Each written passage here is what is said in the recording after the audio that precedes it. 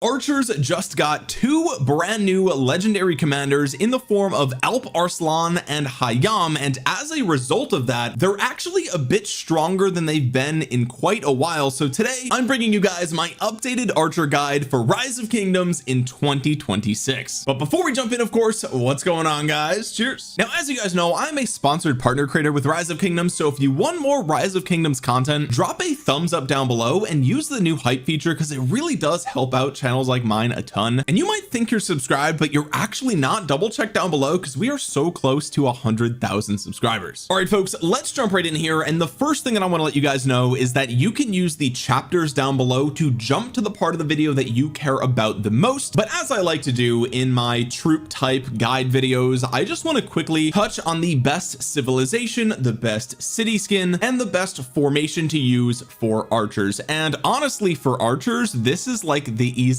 of all the troop types. Okay, first of all, the best civilization for archers is just going to be the Ottoman Empire, and it's kind of not even close. I mean, the Ottoman Empire gives you the Janissary special unit, which has higher base stats than just your regular tier 4 or tier 5 archer, and on top of that you get 5% archer health, 5% march speed, which archers really need. We'll talk about that later in the video, and you get 5% commander skill damage, which, if you guys know anything about archers, the name of the game is skill damage. So archers specifically benefit from 4 out of the 4 bonuses that you get here from picking Ottoman, so there really is simply no better option. Now, when it comes to your city skin, of course we have the Twilight Falls. You get this from the KVK shop. Most players have their hands on this, especially in the end game, but if you don't have that, just pick any epic archer skin that gives you some amount of stats and you should be good to go. Now, this goes without saying, but the reason that you use Twilight Falls is because you get 5% skill damage, and that's just like the best buff that you can get for your archer armies. I mean, they are all about skill damage, so this is what you want. And it's also worth noting that the Hawa Mahal is a recent city skin they added to the KVK shop, and this is also a decent city skin to use as well. 8% defense for all of your different troop types, not just archers, so keep that in mind. Now let's talk about the best formation for archers, and again, this is very straightforward. It's just going to be the Wedge Formation. They recently actually released Wedge 2, and that bumped up the skill damage that you get from Wedge Formation. It used to be 5%,